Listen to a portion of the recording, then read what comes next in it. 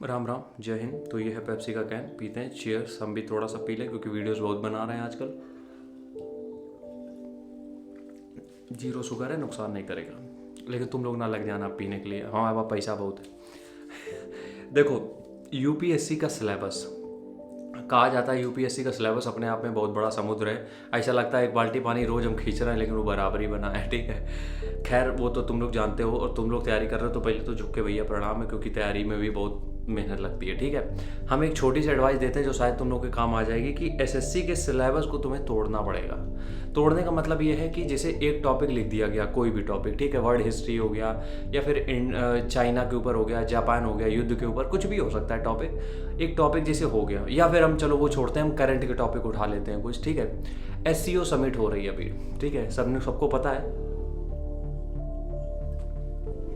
अभी SCO summit चल रही है। इसमें पाकिस्तान आया है यहाँ पे। ठीक है, और ये बड़ा एक मतलब कंट्रोवर्शियल टॉपिक भी है कि पाकिस्तान आया है इतने, क्योंकि कितना भयंकर युद्ध चल रहा है दोनों देशों के बीच में सालों से, वो तुम्हें भी पता है। युद्ध क्या भाई, लड़ाई छोटी मोटी, जिसमें ये 10 मारते हैं, अगर शहीद होते हैं हमारे सैनिक, वो 50 पेल के चले आते हैं हमारे इंडिया के। ठीक है, हम वो चीज़ नहीं कह रहे हैं, हम ये कह रहे हैं कि ये आया है यहाँ पे। ठीक है, पाकिस्तान का फॉरेन मिनिस्टर। इंडिया में एससीओ समिट हो रहा है, शायद गोवा में हो रहा है, कंफर्म करना अगर हमारा गलत हो।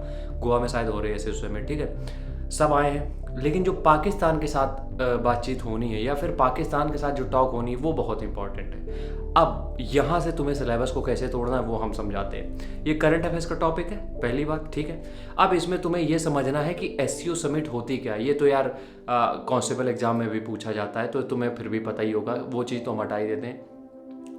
अब देखो, हमें इसके बारे में ज़्यादा नॉलेज नहीं है, तो हम ऊपर ऊपर बता रहे हैं, तुम लोग समझ लेना।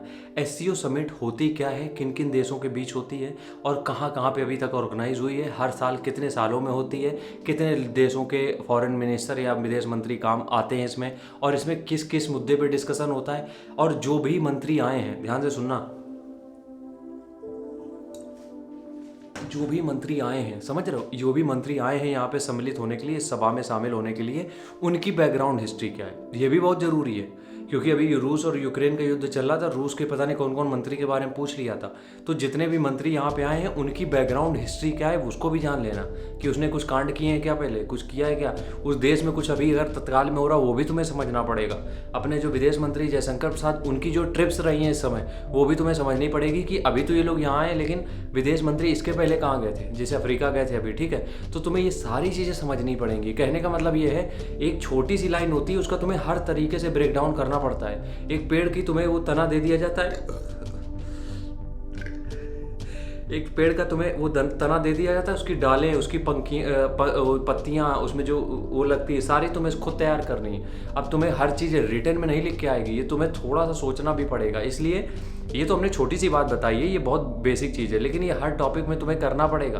करंट में जो भी इवेंट चलते हैं, उससे जितनी जड़ें निकल सकती हैं वो तुम्हें निकालनी है। यहाँ से तुम्हारी सोच डेवलप होगी, और इसी को तुम कनेक्ट करोगे जब हिस्ट्री लिखोगे, ज्योग्राफी लिखोगे, पॉलिटी के बारे में। क्योंकि देखो, जब भी इस तरीके की टॉक होती है, तो ज़्यादातर इकोनॉमी पे फोकस किया जाता है, इंडस्ट्री पे फोकस किया जाता है, ट्रेड्स पे फोकस किया जाता है, ये सारी होती है, या फिर डिफेंस के बारे में फोकस किया जाता है। तो तुम्हें ये हर सेक्टर में समझना पड़ेगा, वो भी डिटेल में, किसका कितना पैकेज होता है, कब कहाँ काम करता है, किसके साथ हमने कौन सी योजना बनाई है, किसके साथ युद्ध अभ्यास किया है, कहाँ पे हुआ है, क्या क्या शामिल हुए हैं। इसीलिए कहा जाता है इन डेप्थ नॉलेज हर चीज़ की मांगता है यूपीएससी। इसी के लिए इसमें तैयारी में ही 1 साल लग जाता है।